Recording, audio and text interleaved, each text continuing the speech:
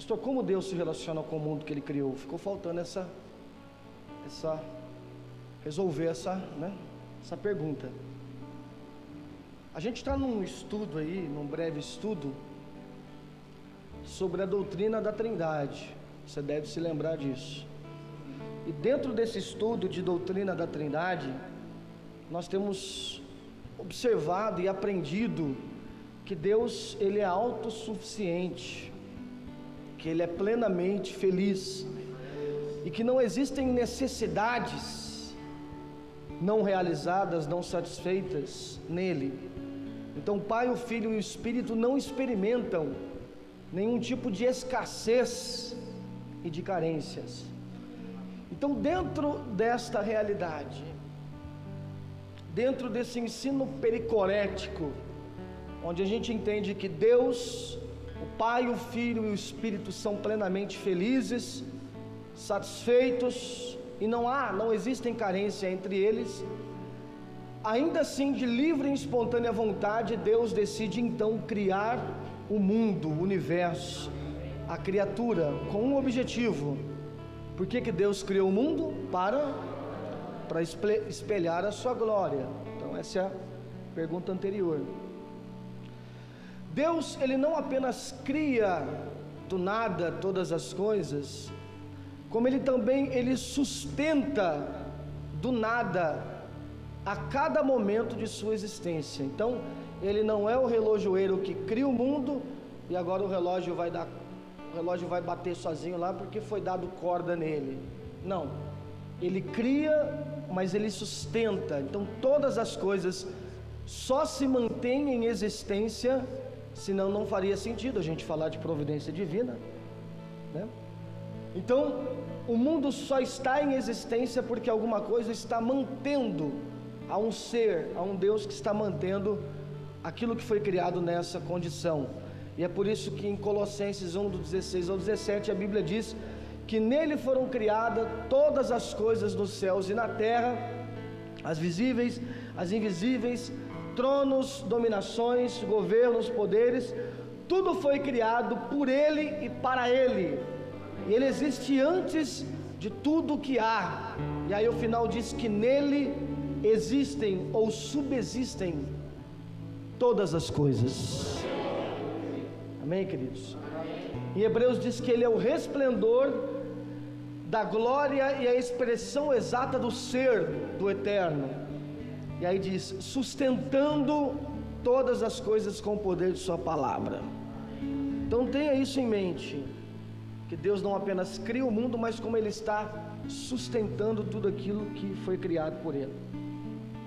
Eu te faço uma pergunta, onde está, não é essa pergunta, como Deus se relaciona com o mundo que Ele criou?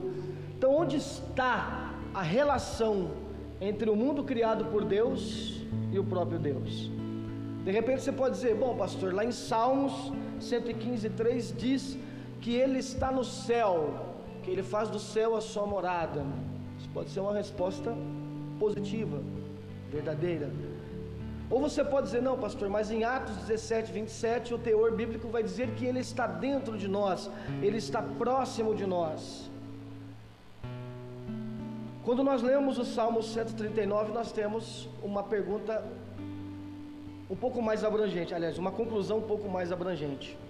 Ele não apenas está lá no céu, observando tudo de longe, como se nós não existíssemos, como Ele também não está apenas dentro de nós, mas não está estabelecido nos seus poderes nas alturas.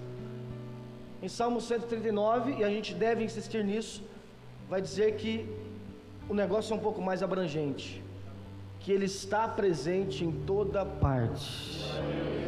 Amém?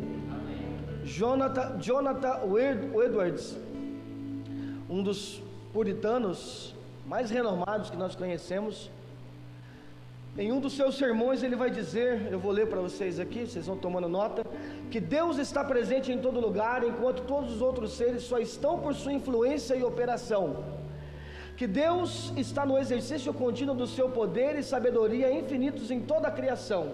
Cada momento requer um ato contínuo de poder infinito para sustentar a existência das coisas.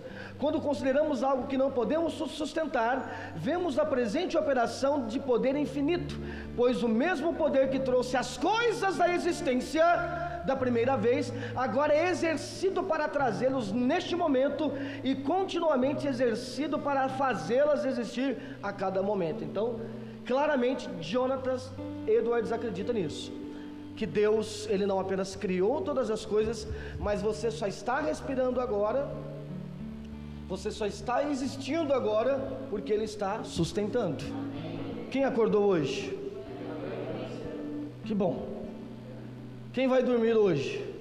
Por que você não acorda morto amanhã? Não, aí também não, calma. Porque alguma coisa vai te sustentar, né? Eu lembro que essa foi uma das primeiras reflexões que a gente fez no início do ensino de providência. Por que eu não acordaria amanhã como um cavalo, por exemplo? Já pensou você acordar amanhã como uma mosca, alguma coisa? Repare que a sua característica ela é mantida amanhã, o sol também. Já pensou amanhã a gente acordar cedo e falar: ué, o sol não apareceu hoje, não, foi embora, sumiu. Desapareceu, explodiu, acabou. As coisas são mantidas, e é isso que Edwards está dizendo, que esse mesmo poder criador é o poder que sustenta. Isso é a base, querido, para a gente crer e acreditar, para a gente acreditar no ensino de providência divina, que Deus em nenhum momento vai deixar de manter as coisas que existem. Aconteceu uma coisa que Deus não estava sabendo, aconteceu uma coisa e Deus foi pego de surpresa. Então entende que aquela mania que a gente tem, meio que desesperadora, sabe, de tipo, eu estou no trabalho,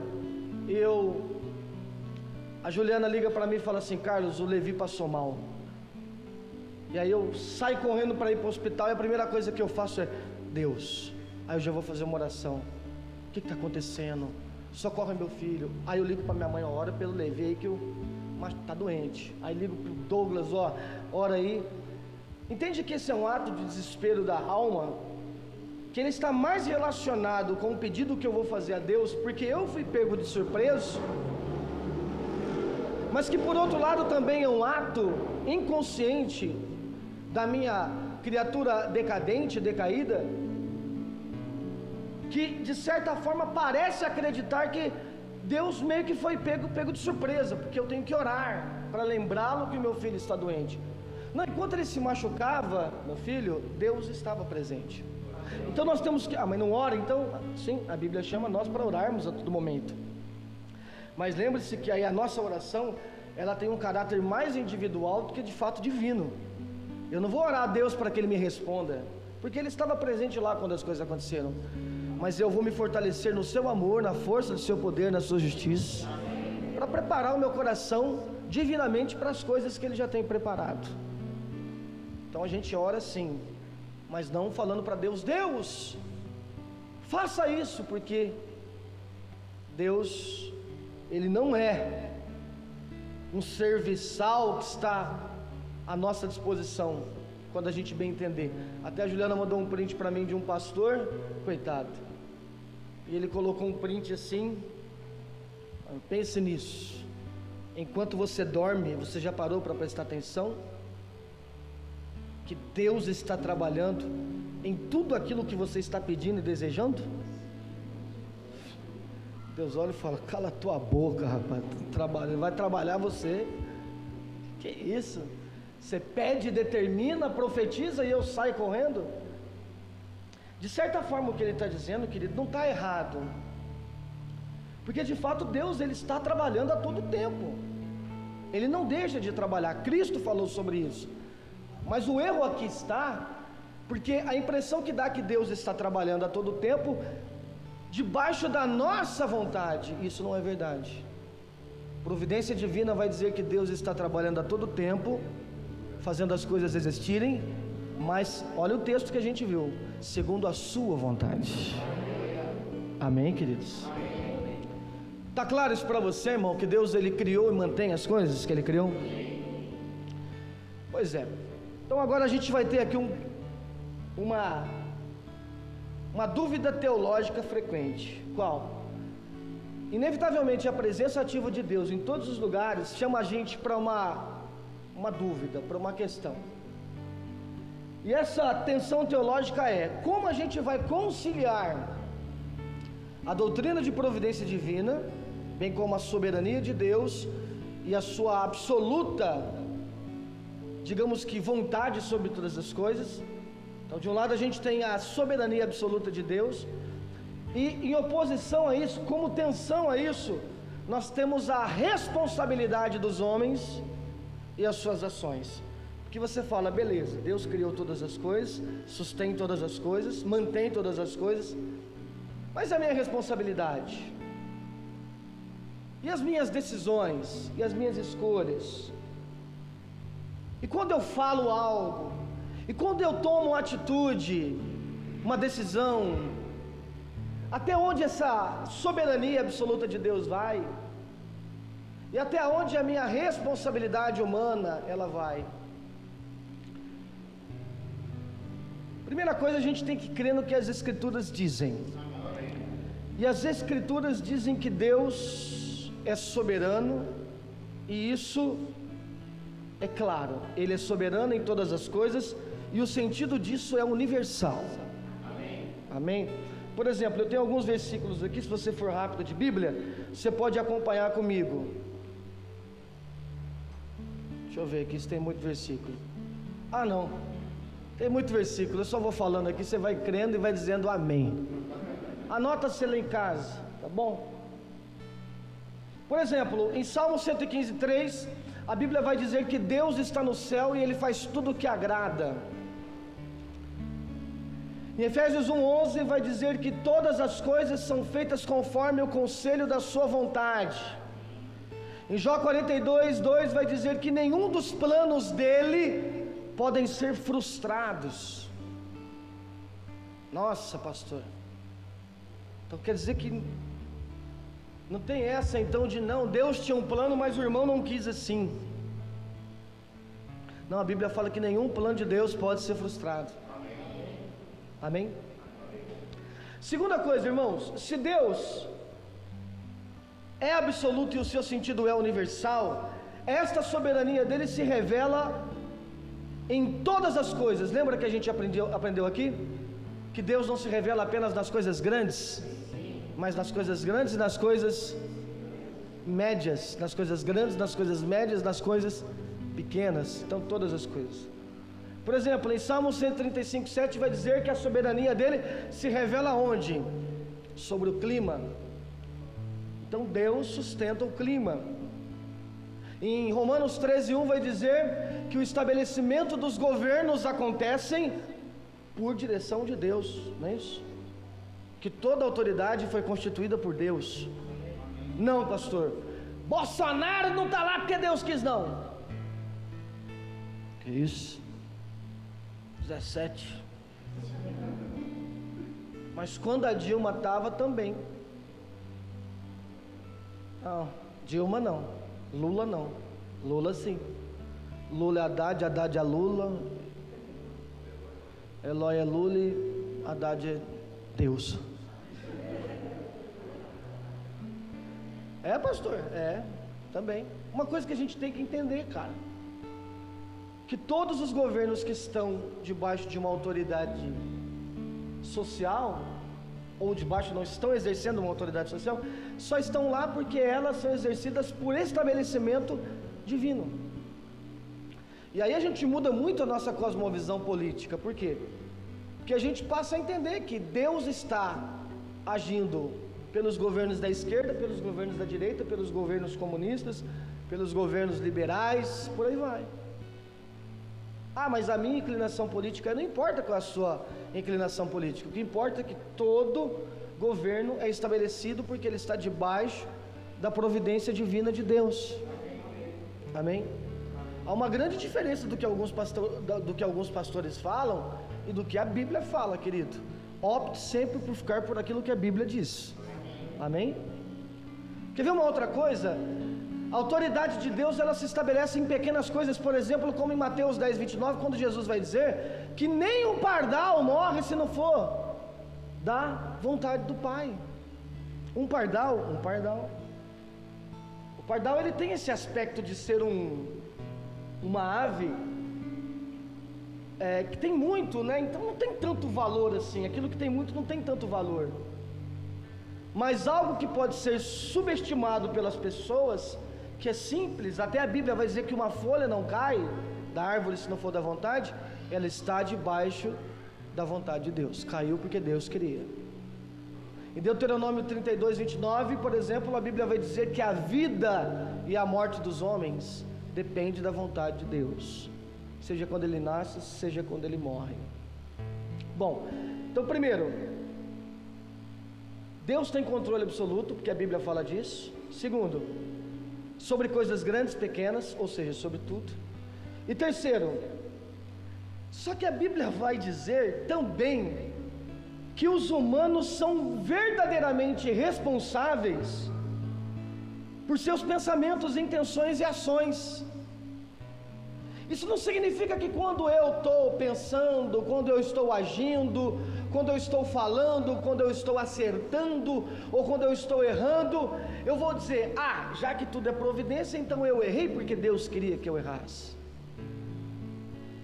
Eu falei isso porque Deus queria que isso foi dito desta forma. Não. Aqui vai ser criada uma tensão, porque mesmo Deus tendo total controle absoluto de todas as coisas, o homem é responsável pelas suas ações. Eu quero que você preste bastante atenção, então vou até pedir para você ler esses textos. Então, vamos lá, Josué 24:15 diz assim, o que diz? Amém? Presta atenção, molecada aí.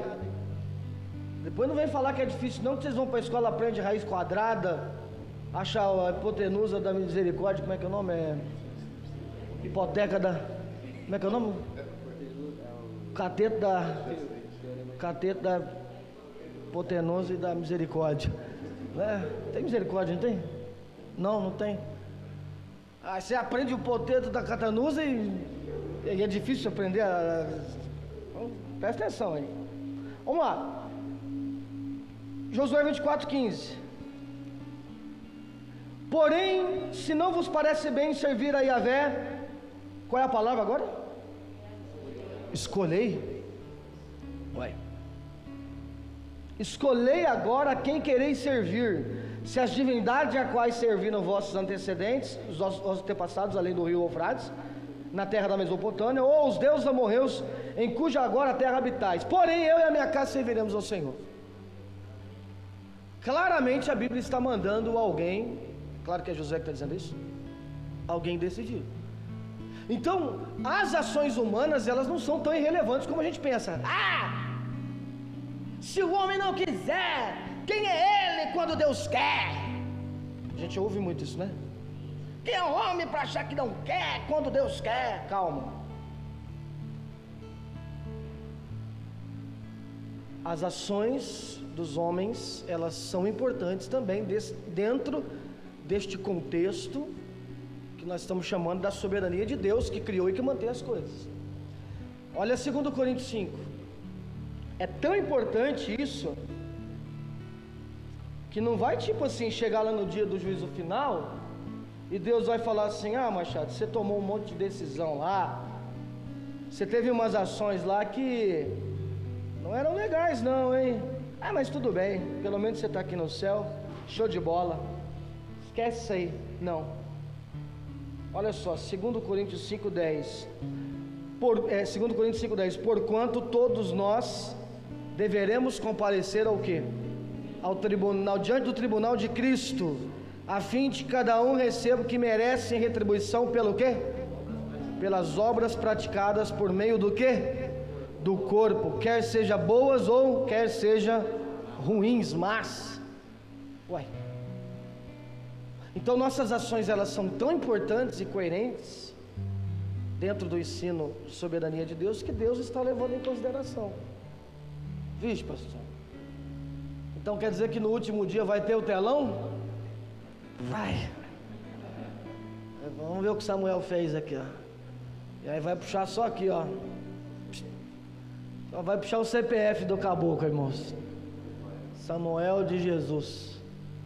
Ixi. E Deus vai fazer isso no telão, no céu, na frente de todo mundo, Samuel. Separado de ser besta.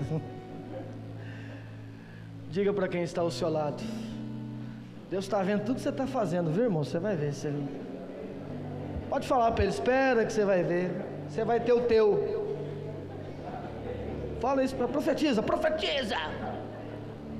Você vai ter o teu, irmão. Pastor, você está de brincadeira. Claro que eu estou de brincadeira. Que a relação aqui não é para quem vai ser salvo, quem não vai ser salvo, como nos ensinaram lá. A gente já desmistificou isso nos ensinos de escatologia. Mas o que a Bíblia está querendo chamar a atenção, querido, é que as nossas ações, elas são levadas em consideração por Deus. Amém? Olha Romanos 10:14. Romanos 10:14. No entanto, como invocarão aquele em quem creram? E como crerão naqueles que nada ouviram? E como ouvirão se não há quem pregue? Eu não sei se você prestou atenção nesse texto, mas ele está dizendo que o desejo de Deus é que todas as pessoas ouçam a respeito do seu evangelho. Só que a gente tem muita aquela convicção que assim, Deus vai fazer com que todas as pessoas ouçam o evangelho, e para isso acontecer, se possível ele faz até a mula falar, as pedras falarem. Espera lá, o texto está dizendo assim, como ouvirão se não há quem pregue? E como pregarão se não há quem envie? Então ele está dizendo assim, as decisões humanas,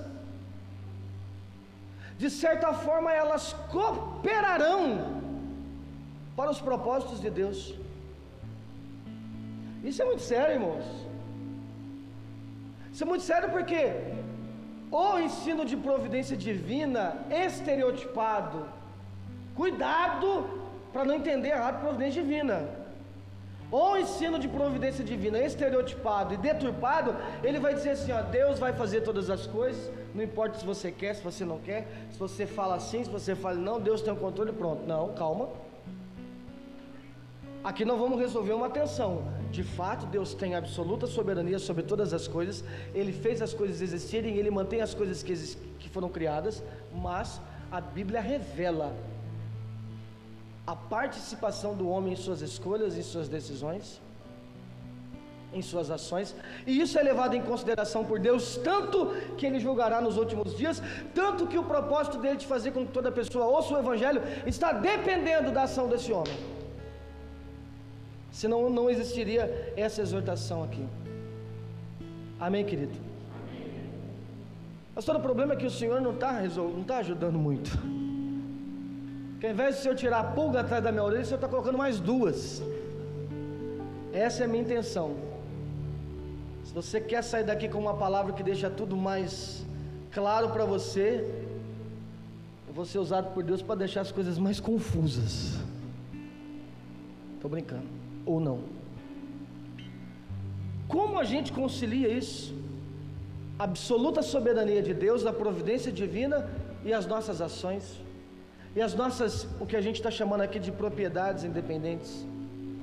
Querida, a primeira coisa que eu quero que você ponha no seu coração é que isso existe, e que a Bíblia e que Deus faz pouco esforço para que essa tensão seja resolvida. Não, pastor, leia a Bíblia de novo. Deve ter algum versículo aí que resolva. Não, não tem. Uma vez Charles Spurgeon foi perguntado: Charles, como você reconcilia a soberania de Deus e a sua liberdade? E ele respondeu assim: amigos, eu nunca tento fazer isso. Então quando Charles Spurgeon responde isso, eu nunca tento resolver essa tensão, ele está apenas replicando um sentimento que os autores da Bíblia também tiveram.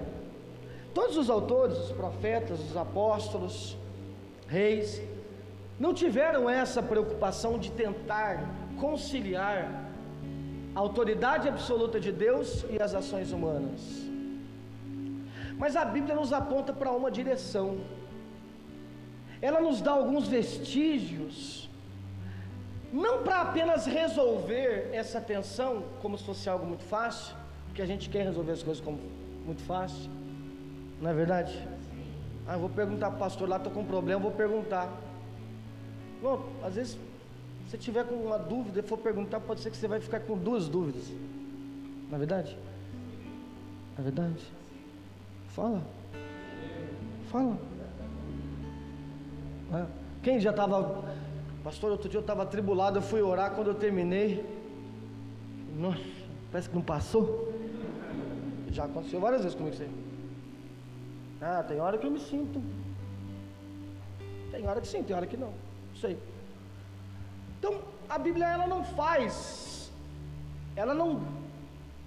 não mostra essa preocupação de tentar resolver essa tensão, mas ela nos aponta para uma pista, uma direção de como nós devemos pensar nessas ações de Deus e as suas criaturas. Então vamos a algumas dessas pistas. Primeira delas, o autor e sua história. Eu gosto muito desta forma teatral, desta forma artística, de, digamos que, promover uma metáfora, uma analogia de como Deus é, qual é a relação dele com o seu mundo criado. E essa forma é a forma de Deus sendo o autor que escreve uma história.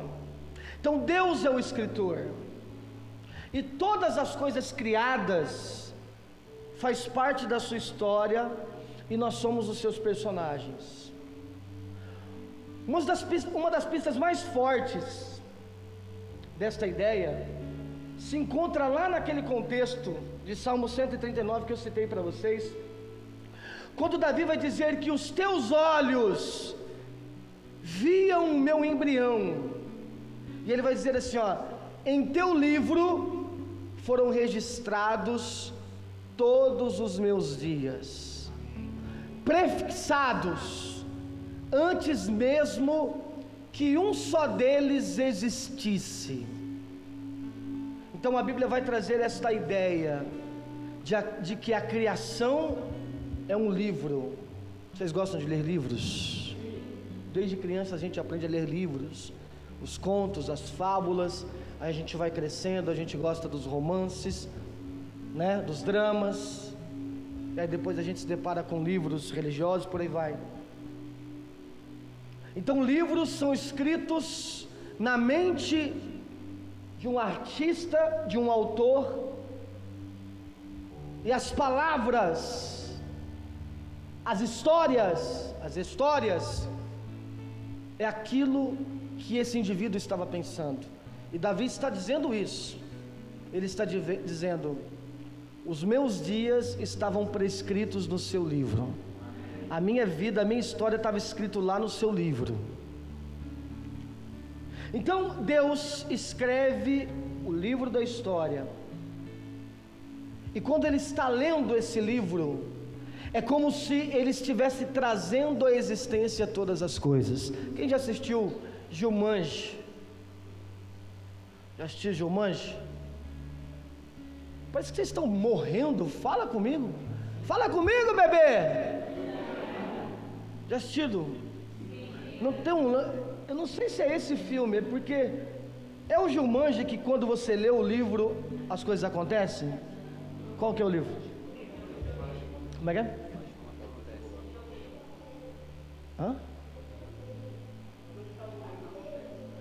Não.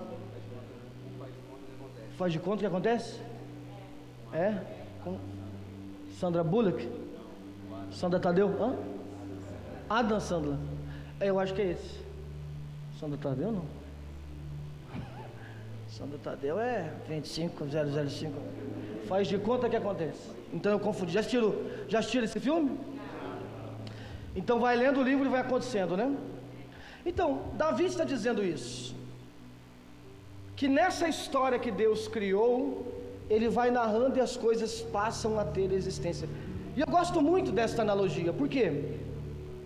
Porque a analogia de um escritor e sua história, ela nos ajuda a compreender essa tensão do poder soberano de Deus e os seres humanos com as suas responsáveis escolhas. Então, os personagens, eles estão interpretando algo. Tanto é que nós, quando a gente está no campo da ficção, a gente tem até uma tendência em nos apaixonar ou nos revoltarmos com determinado personagem. Lembra daquela novela? Vamos falar de cinema aqui, meus irmãos. Lembra daquela novela Avenida Brasil? Você assistiu? Quem assistiu Avenida Brasil? Tinha uma doida lá, como é que era o nome daquela doida? Carminha. Qual é o nome da atriz? Adriana? Galisteu? Não é Galisteu. Adriana Esteves. Ela incorporou tanto aquele personagem, que eu vi ela dando depoimento que tinha gente que não gostava dela. A bandida lá. Ela ia no shopping e o pessoal achava que ela era a Carminha.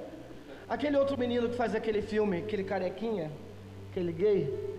Fala comigo, bebê. Paulo Gustavo, né? Ele incorpora tanto os personagens dele que quando você vê ele, você já acha que ele é um dos personagens. Não acontece isso? Com muito. Aliás, tem até ator, tem determinadas atrizes que você não sabe nem o nome do cara, né? Você chama ele pelo nome do personagem dele. Por exemplo aí, sei lá. Breaking Bad, aquele é o Walter White. Pronto, olha o Walter White. Tanto é que quando você vai assistir um outro filme que ele está lá, você fala, o Walter White está no filme aqui. Você não é? Você fica até triste e fala, mas... Por exemplo, o Christian Bale, que fazia o Batman, né? Quando eu vi ele fazendo outro filme, eu falei, mas o Batman está trabalhando em outro filme? Não pode, esse cara tinha que ser só o Batman, só e não ser outra coisa, né? O Homem de Ferro. Imagina o Homem de Ferro fazer um filme romântico. Você fala, vamos assistir um filme com o Homem de Ferro, né? Não pode, Homem de Ferro, Thor, a gente confunde, dá cãibra na cabeça. Mas por quê? Porque a nossa fantasia, a nossa ficção, ela acredita claramente na existência daqueles personagens. E de fato eles existem. De fato eles existem. Pastor, mas isso não... Se a gente for usar essa analogia como algo real para nós, isso não vai ficar um pouco distante, porque o mundo do cinema é um mundo que não existe, né? Pois é, querido, mas os sentimentos que a gente desenvolve por aquilo que a gente vê, eles existem. Por exemplo, no filme La La Land aqui, que nós, no culto das mulheres, assistimos, que eu frequento, a irmã disse assim, eu estou com mágoa dessa menina aí. Aquele sentimento de fato ele existiu, por causa de alguma coisa que aconteceu. Então repare que o que eu quero dizer para você, que essa analogia que Davi está usando, ela revela algo muito real, que nós somos personagens de uma criação divina. Por exemplo, eu lembro que no culto da manhã que a gente pegou um filme, como exemplo, o filme do Romeu e Julieta. Eu não sei se você já assistiu ou já leu Romeu e Julieta do Shakespeare. Quem já assistiu Romeu e Julieta? Não? Então conta a história de duas famílias que são rivais. Me ajuda aí, né? Capuletos e o quê?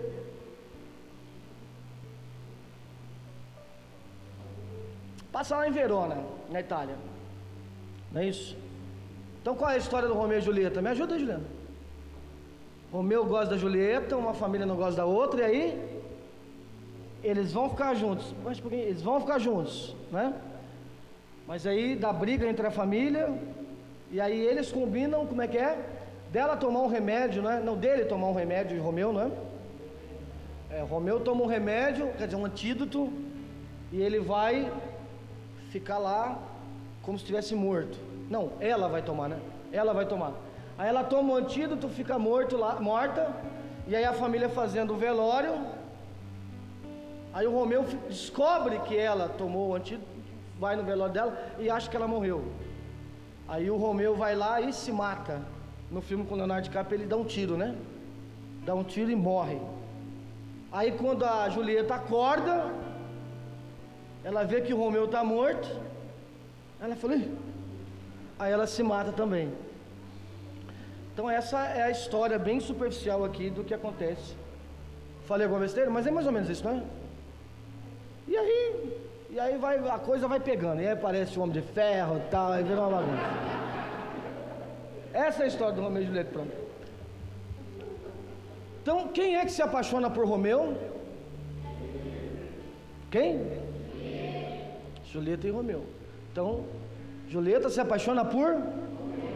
Quem quis se apaixonar por Romeu? Quem quis? Shakespeare quis. Porque se Shakespeare falasse assim, não, Julieta vai gostar do Romeu, só que o Romeu vai gostar da Margarete. Assim seria. Shakespeare quis assim. Quem é que criou a história da tensão? Quem é que não gostava um do outro? A família de Romeu não gostava da família de Julieta. Quem é que quis assim? Shakespeare. Quem é que escreveu? Quem é que morreu de amor? Julieta morreu de amor por Romeu. Romeu morreu de amor por Julieta. Quem no caso matou Romeu? Quem no caso matou Julieta? Shakespeare. Essa é a ideia.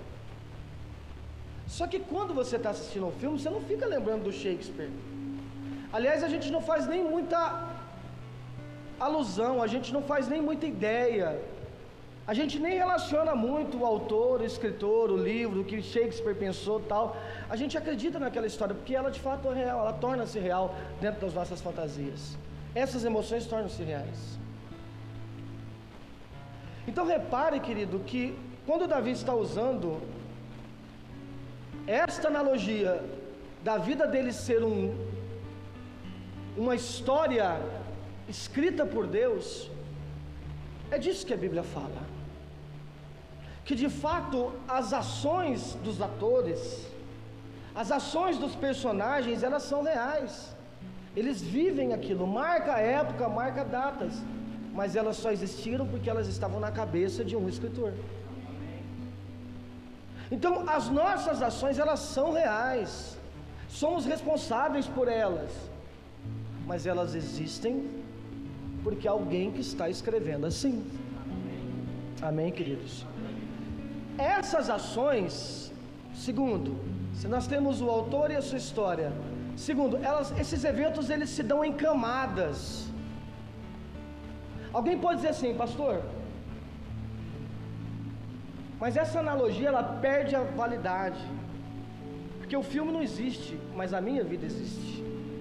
Isso aqui é uma novela da vida real. Pois é, querido, é justamente o contrário.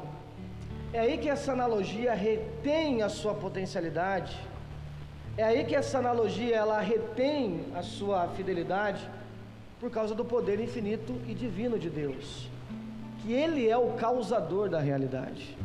Se no caso de Romeu e Julieta, até certa parte, o que existia na cabeça do Shakespeare ganha vida interpretado por um ator ou por uma atriz, mas aquilo tem a sua validade, tanto é que a gente nem gosta muito quando um personagem muda de ator. Por exemplo, eu que assisti Homem-Aranha 1, 2, 3, concorda comigo que aquele foi o melhor Homem-Aranha que já existiu? Quem concorda? Os caras fizeram um Homem-Aranha agora que não soltava nem teia. Vocês viram esse que tinha com um negócio aqui? Onde já se viu? Tem que ser um só. A gente não gosta muito, pois é. Por quê? Porque perde a realidade com a validade. Só que esta analogia, ela torna-se real para nós, por quê? Porque nós cremos que há um poder causador de realidade chamado Criador, chamado Deus. Amém, queridos? E é por isso que parece que a nossa vida às vezes é uma novela, é uma história, e ela é mesmo. Nossa vida às vezes não parece uma história? Então os irmãos têm umas histórias barra pesada, né? Aliás, os filmes retratam aquilo que existe na realidade. Amém, querido? Esse exemplo que nós estamos dando, ele tem um poder muito explicativo, por exemplo, para essas narrativas complexas.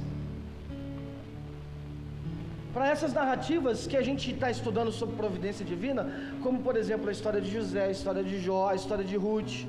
Muitas histórias bíblicas que a gente não teria como responder. Por exemplo, você pega o caso de José, já que a gente está falando de José, em Gênesis 45, abre aí. Gênesis 45, versículo 4. Então disse José aos seus irmãos: aproximai de mim. E eles se aproximaram e ele esclareceu: eu sou José, vosso irmão que vendestes para o Egito. Quem vendeu José para o Egito como escravo? Os irmãos, versículo 5. Mas agora não vos entristeçais, nem vos amedronteis, por teres me vendido para cá, pois foi para preservar as vossas vidas que Deus me enviou antes de vós. Versículo 8. Não fostes vós que me mandastes para o Egito, mas sim quem? Ele me estabeleceu como Aba, pai do faraó, seu vizir, administrador de todo o Egito. O mal que tinhas a intenção de fazer-me, o desígnio de Deus o mudou em bem, a fim de cumprir o que realiza hoje diante de nossos olhos. Qual? Salvar a vida de um povo numeroso. E olha o que José vai dizer então, irmãos. Vocês tinham a responsabilidade nas ações ruins e más de vocês. Só que como o plano de Deus era bom, ele revertia cada uma de suas ações para cumprir um plano maravilhoso, que é salvar muitas pessoas. Opa! Então agora eu entendi, pastor, que mesmo a atitude de homens ruins, ditadores, no poder, fluem como uma autoridade estabelecida por Deus. Porque não significa que as atitudes daqueles homens serão sempre boas. Não, Deus estabeleceu reis para que eles fossem bons. Deus estabelece todos os reis. Mas se eles forem maus, olha o que José disse: Deus está revertendo o que é mal em algo bom para cumprir o seu plano. A história de Deus é uma história boa, é uma história linda, ela leva para a redenção. Ou seja, ela não é uma história como La La Land, que é um final que você fala: nossa, não gostei desse final, queria que os dois terminassem juntos. Quando você lê a Bíblia, você não lê a história de um livro que fala assim: ó, e as pessoas foram para o inferno. A Bíblia não fala. A Bíblia não fala do homem indo para o inferno, embora haverão homens indo para o inferno, mas a Bíblia fala do homem sendo regenerado, resgatado, tendo redenção. Então ela é uma história bonita, ela aponta para a beleza, para um final feliz. Amém, queridos? Amém. Quer ver outro exemplo? A gente tem, por exemplo, a história de Jó. Isso está ainda mais claro na história de Jó. Abra aí, Jó capítulo 1. Capítulo 1, versículo 12. Então Yahvé declarou ao acusador: concedo poder para destruir tudo que ele possui, apenas não estenda a tua mão contra a pessoa dele. E Satã deixou a presença de Yahvé. Quem entrega o poder a Satã para tocar em Jó, gente? Entendeu? Entendeu por que Jesus olha para Pilatos e diz assim, ó: nenhum poder seria dado a vocês para tocar a mão em mim, se esse poder não viesse de cima.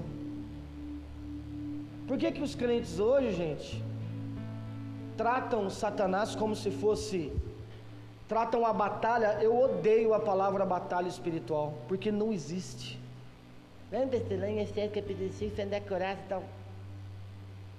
Não vamos usar texto fora do contexto, não, irmãos. Não há uma dualidade de Deus lutando contra o diabo para ver quem é mais forte. Os irmãos fazem jejum, campanha na igreja para orar, que a impressão que dá é que eles vão enfrentar o diabo, e o diabo fez aquela academia, ficou com aquele muquetão, sabe? Falou, vem que você vai ver, aí você tem que ficar forte igual ele para poder vencer ele. Satanás é uma força destronada, irmãos. Quem tirou o trono dele, quem tirou a glória dele, a honra dele foi Deus. Ele não tem poder de força nenhuma. Ele não tem força se não for concedida por Deus. E por que Deus concede?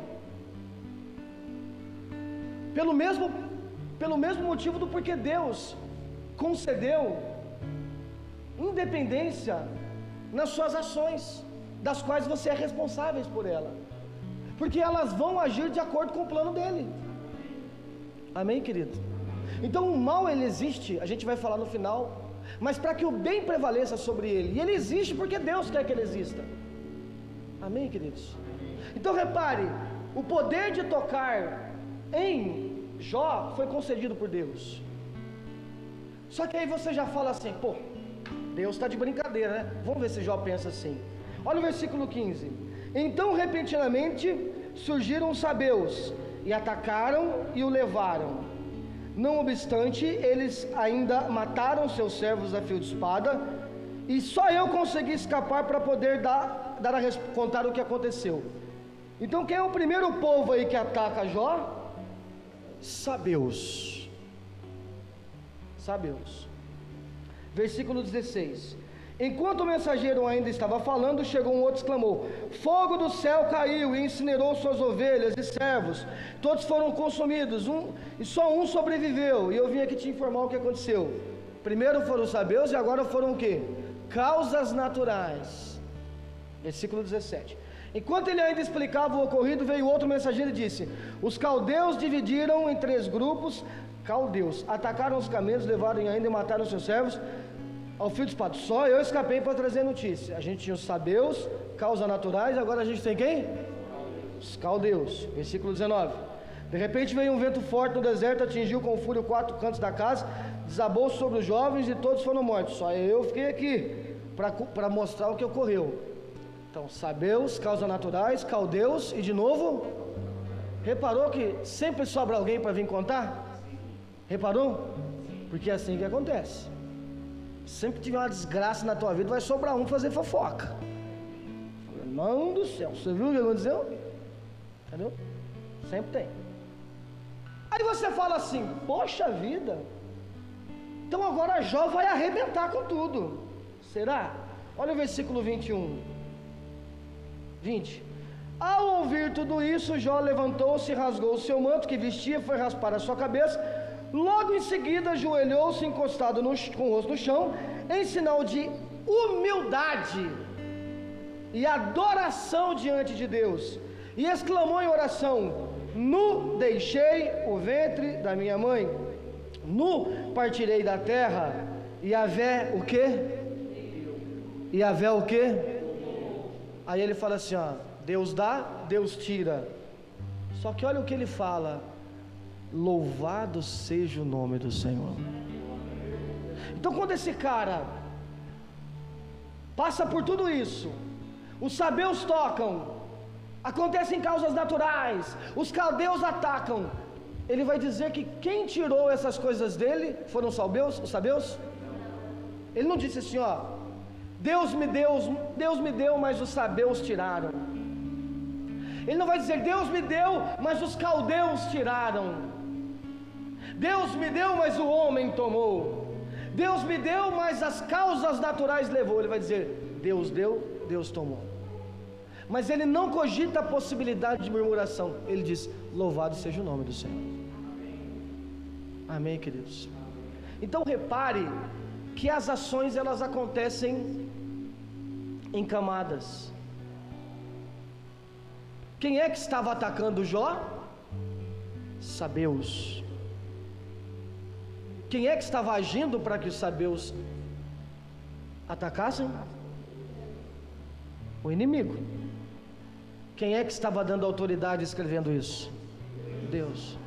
Então logo, os caldeus atacavam, mas era Deus que estava escrevendo aquilo. As causas naturais tiravam, mas era Deus quem estava escrevendo aquilo. Então elas acontecem em camadas. Por que camadas? Porque os homens agem debaixo da história que Deus está escrevendo, como numa peça. Shakespeare escreve e os atores e atrizes interpretam. No caso da analogia, ganha potencialidade porque Deus é criador e Ele é o causador da realidade.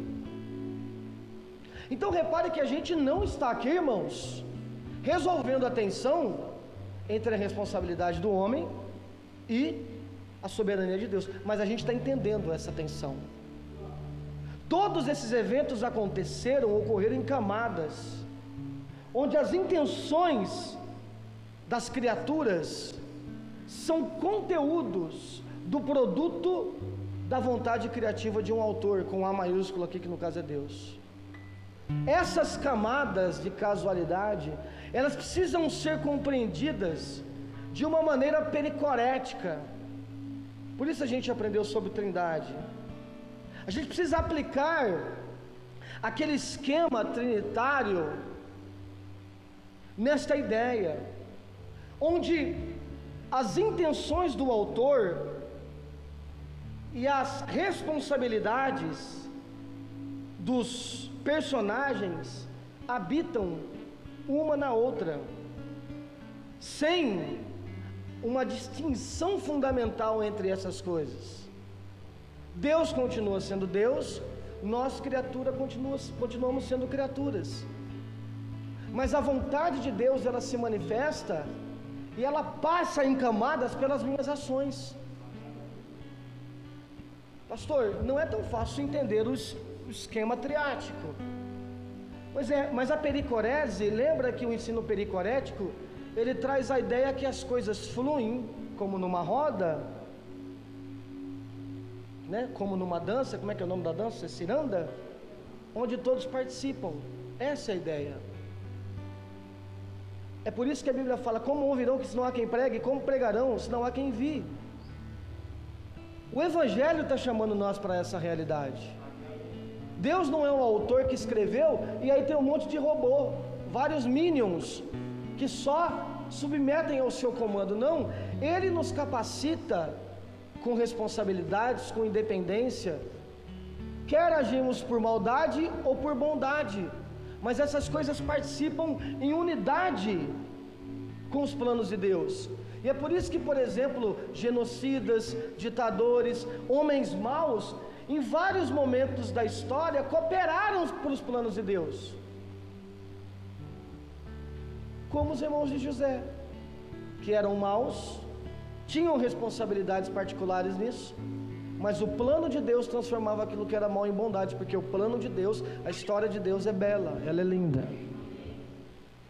Então você não precisa ficar com aquela ideia: não, pastor, tem alguém que é muito mal lá no trabalho, eu vou orar a Deus para arrumar um outro trabalho. Você acha que o próximo trabalho que você vai arrumar não vai ter pessoas más? Então eu vou orar a Deus para Deus converter ela. Tá bom, irmão, pode orar, mas tenha em mente que, independentemente se as pessoas do seu trabalho forem boas ou forem más, há um Senhor, há um escritor, há um autor que já escreveu todos os seus dias no seu livro, e você está vivendo a existência dessas coisas. E aquela pessoa lá do seu trabalho, da sua casa, sendo boa ou sendo má, ela vai cooperar para aquele plano maravilhoso que o Senhor está cumprindo em nossas vidas. E aí a gente tira um pouco da preocupação, da revolta. Por isso que Jó, ele ora e fala: louvado seja o nome do Senhor, porque Ele tem o domínio da história, Ele sabe como é que vai terminar melhor. Amém, queridos? Quem crê nisso em nome de Jesus? Resolveu a tensão? Não, mas ela nos faz enxergar que essa tensão é precisa. Por exemplo, tem muita gente que não gosta de ouvir sobre providência divina aqui na igreja, irmão. Aliás, teve muita gente que saiu da igreja porque a gente ensina providência divina. Eu até ouvi aí, teve uns irmãos que falaram para mim, de novo providência, Ave Maria. Por quê? Porque por vezes parece que o ensino de providência divina, essa ideia, ela é pesada demais, ela chega a ser absurda, incompreensível. Vamos fazer uma digressão aqui, vamos dar um passo para trás para a gente enxergar um pouco melhor o todo. Existe uma realidade teológica, bíblica, e a gente tem que ser fiel a ela. E essa realidade é que, quando você observa a Bíblia, perceba que o Evangelho, que a Bíblia, ela sempre nos arrasta para posições opostas umas da outra, nos colocando num tipo de tensão. Por exemplo, de um lado a Bíblia fala que Deus, Ele é três, Ele é trino. De outro a Bíblia diz que Deus é, isso é claro, não é? Participa. De um lado a Bíblia fala que Deus é transcendente, que Ele está lá no céu. Por outro lado a Bíblia fala que Deus está próximo, que Ele está dentro de mim. Isso é o oposto. Por um lado a Bíblia fala que Jesus Cristo é o quê? É Deus. Por outro lado a Bíblia fala que Jesus Cristo é o quê? É homem. A Bíblia não fala que Cristo é homem? Por um lado a Bíblia fala que Jesus é o leão, é um da tribo de Judá. Por outro lado a Bíblia fala que Jesus que é o cordeiro, que é o oposto do leão. Por um lado a Bíblia fala que nós somos santos, nós devemos louvar por essa santidade. Por outro lado a Bíblia diz que nós somos o quê? Por um lado a Bíblia fala que nós temos que gozar dos banquetes, comer, beber, fazer a festa. Por outro lado a Bíblia diz que nós temos que gozar, nos alegrar do quê? Do jejum. Por um lado a Bíblia diz que nós devemos chorar com os que choram. Por outro lado ela também fala que nós devemos nos alegrar, e por aí vai. Esse é o caminho de Deus para o homem. Esse é o caminho da cruz. Esse é o caminho onde as nossas categorias, elas são demolidas. Porque nós, irmãos, dentro desta nossa realidade decaída, nós queremos achar um caminho mais fácil. Por isso para nós seria melhor se tivesse só uma coluna: ou eu sou santo ou eu sou pecador, ou Deus, ou Cristo é o leão, ou Cristo é o cordeiro, ou Ele é homem ou Ele é Deus, porque não dá. Mas é por isso que esta tensão existe, porque as nossas categorias, as nossas percepções, os nossos estereótipos, os nossos preconceitos são demolidos por essa tensão. Nós somos esticados, somos puxados, e essa tensão, ela produz um amadurecimento em nós, de forma que nós passamos a ser fiéis à vontade daquele que é soberano. Essa tensão, ela crucifixa o nosso velho homem, amadurecendo, edificando um novo homem. É por isso que muita gente não entende. O cara chega aqui para mim e fala assim: pastor, crente pode beber, sim ou não? Eu falo: não sei. Como não sabe? Pode ser que eu responda para você que sim, pode ser que eu responda para você que não. E isso se estende por todas as coisas. Pastor, eu devo ter essa casa de 1 milhão? Não sei. Pode ser que sim, pode ser que não. E esta tensão que a palavra vai nos expondo, que por vezes ela nos obriga a puxar para o lado direito, por vezes ela nos obriga a puxar para o lado esquerdo, ela vai expandindo o nosso coração, ela vai expandindo a nossa mente.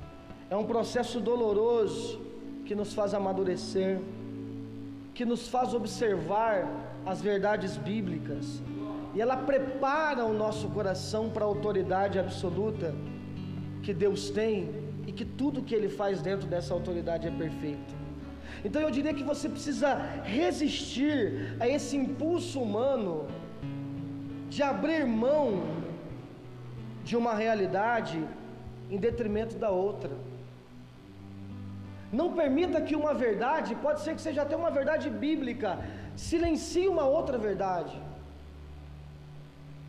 Não defenda uma verdade bíblica a ponto de não permitir, a ponto de se recusar que toda a Escritura fale com você.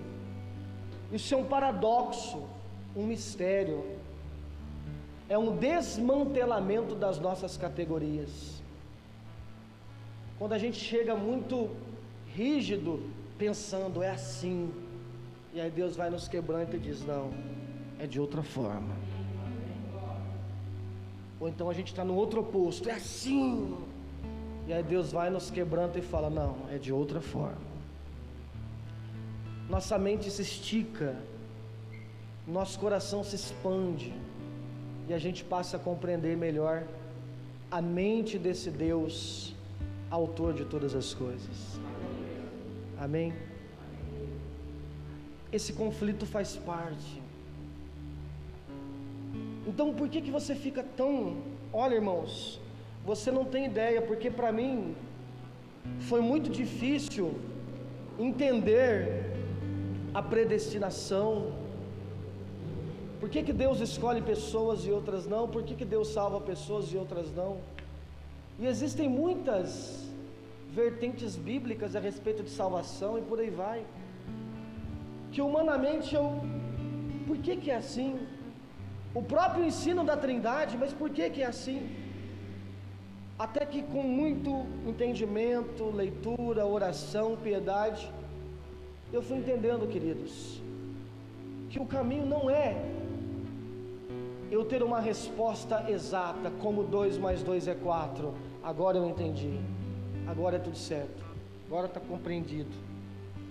Mas viver esse mistério, viver esse paradoxo, permitir que as minhas categorias humanas sejam desmanteladas, e que Deus seja antagonista a mim, em muitos aspectos, porque a gente sempre quer Deus a nosso favor, sabe, querido, mas se Deus estivesse sempre ao nosso favor, isso é muito sério, nós nem seríamos salvos, porque a gente não ia falar para Ele, nos salva, porque a gente nem sabia que a gente precisava ser salvo. Aliás, Ele só nos salvou porque Ele foi antagonista à nossa vontade, que a nossa vontade ela é má, ela é cruel, mas Ele nos salva. Então nem sempre Deus Ele vai te apoiar, te ajudar. Por vezes tudo que estiver dando errado, isso é tão sério de falar, que quem não tem estrutura acha isso muito pesado, por isso tem que ser promovido pelo Espírito. Pode ser que todas aquelas coisas que estão acontecendo que não está dando certo, o causador daquilo é Deus.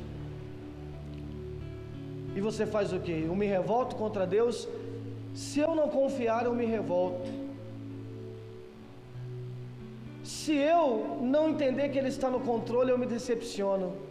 Mas quando eu digo como Jó, louvado seja o nome do Senhor, eu estou dizendo, estas tensões estão me fazendo crescer, estão expandindo a minha mente e meu coração, para compreender mais os planos de Deus.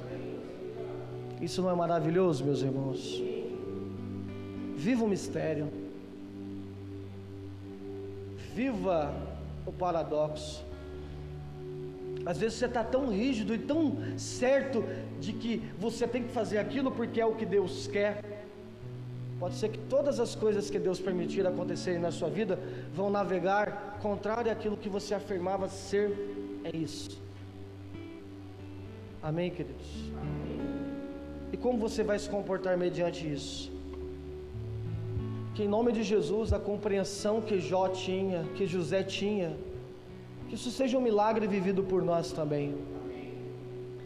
Que a gente saiba que por detrás de cada coisa, de cada ação de responsabilidade do homem, há um plano bom em Deus.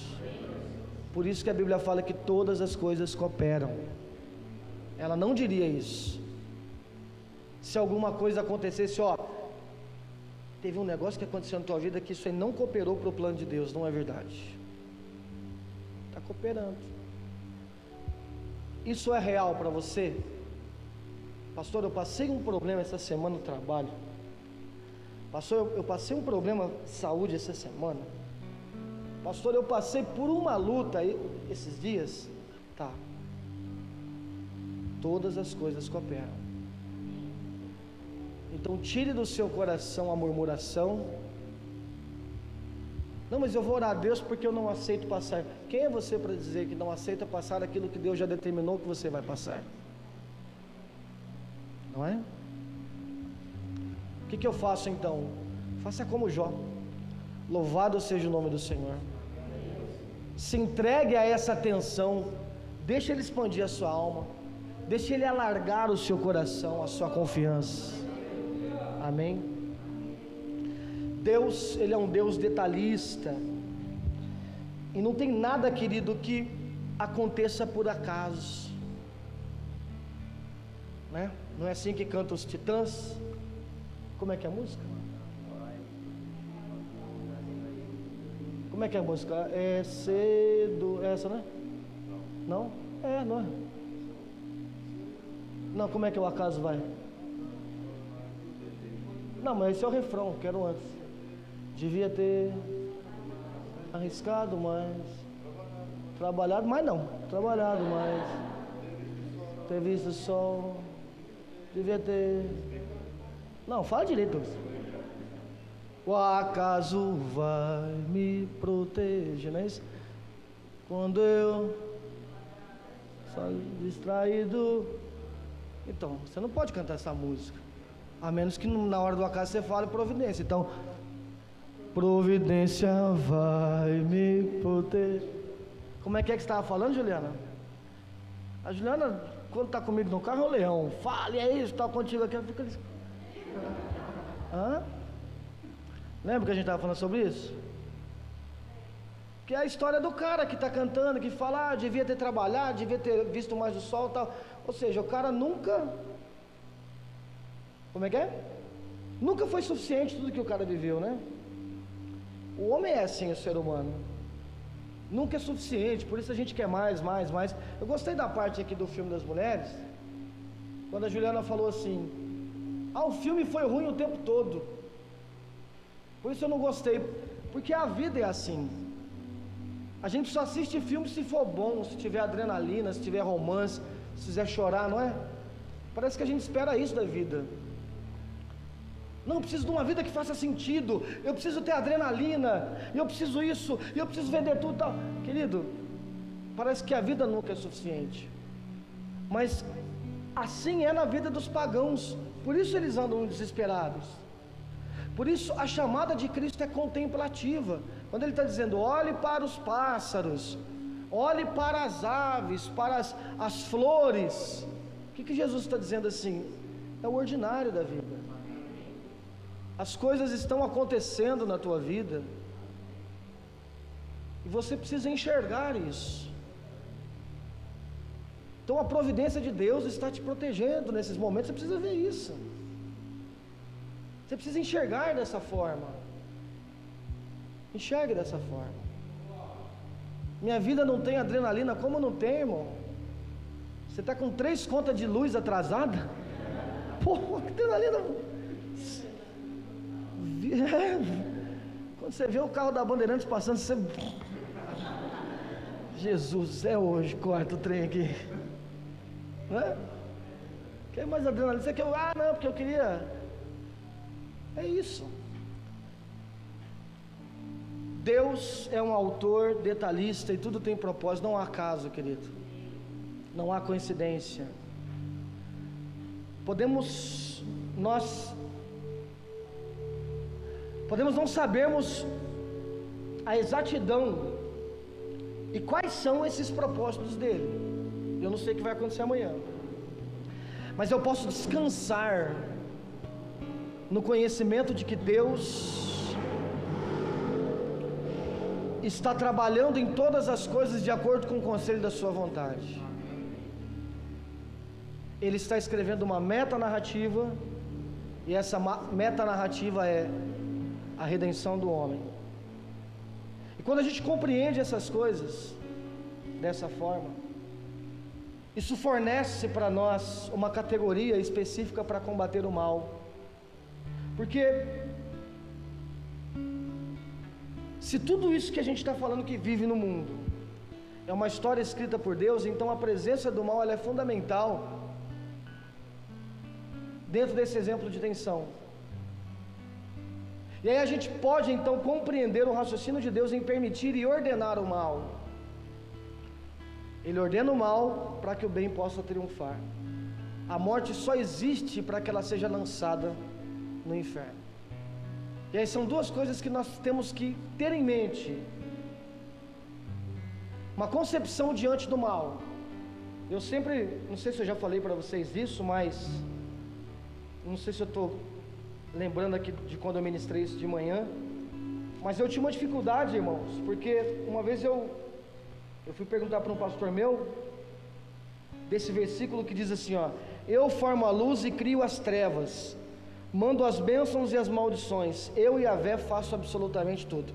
E o cara que era meu pastor na época achou que era uma afronta à teologia dele, mas ele não soube explicar esse versículo. E eu andava perambulando, irmãos, buscando, na época não tinha YouTube, né? Buscando de toda forma alguém que me respondesse esse versículo de Isaías 45. Como assim? Deus é o Deus que cria as trevas, Deus é o Deus que cria as maldições e as bênçãos. E eu andava perambulando, procurando uma resposta e ninguém dava. Não foi uma resposta clara, não foi uma tensão resolvida, mas eu consegui entender. E hoje eu louvo a Deus por ter esse entendimento, que o mal existe, a morte existe, para que o bem prevaleça e a morte seja lançada no inferno. Então, Deus permitiu a concepção do mal. Lembra quando nós ensinamos sobre a punição terapêutica? Se Deus não punisse o homem com a presença do mal, o homem não identificaria o tamanho do seu pecado, não é? É isso que a Bíblia fala a todo tempo. Se a placa está dizendo não passa o farol vermelho, e você passa o farol vermelho todo dia, você identifica aquilo como algo grave? Não. Mas se quando você passa tem um radar lá que pega você, e aí vem a multa, R$3,50, você vai falar, é uma multa leve. Mas se vem uma multa de R$500, você fala, vixe, é uma multa média. Se vier uma multa de R$5.000, você vai falar, é pesada.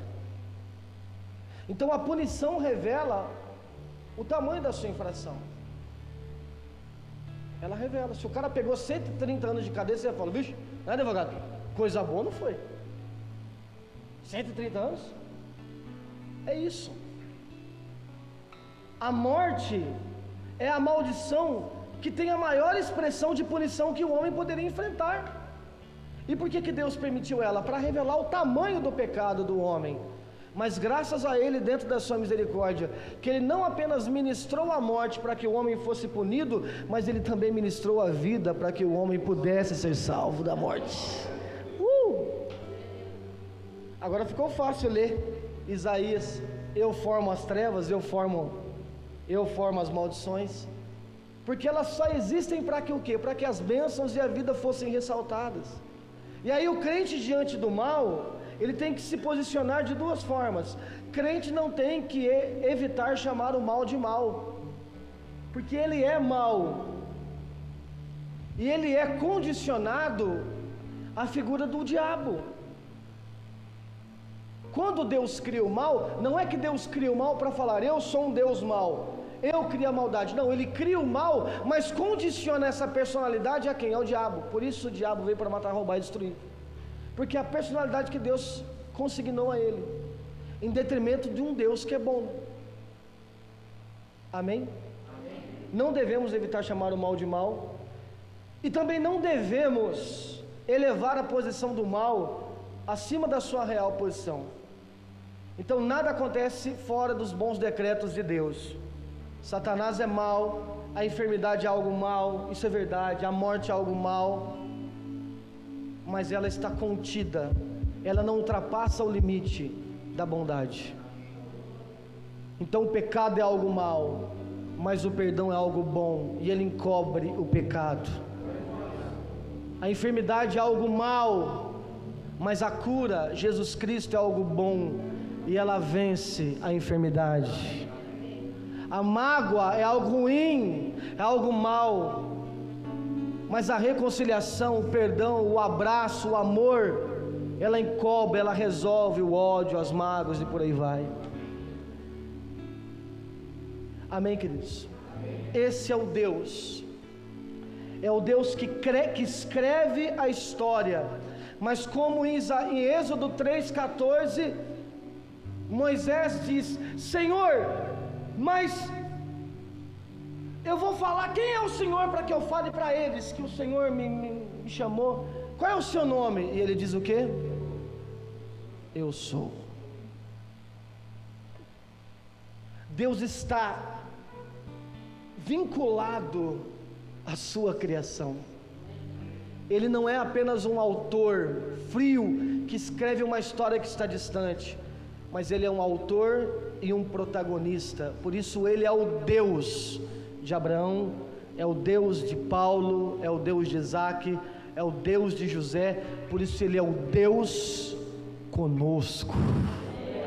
Ele é um Deus intrínseco, é um Deus participativo, é um autor, é um protagonista, é alguém que escreve, é alguém que participa. Emanuel é Deus conosco, ou seja, Ele está presente, nele vivemos, nele movemos, nele existimos, Ele participa da história. Por isso a Bíblia vai dizer que Ele se alegra, que Ele chora, que Ele se compadece, que Ele se enfurece. Deus não é apenas um Deus que examina as corredeiras da nossa vida, mas Ele é um Deus que entra com a gente dentro desse barco e navega com a gente nessas corredeiras chamada vida.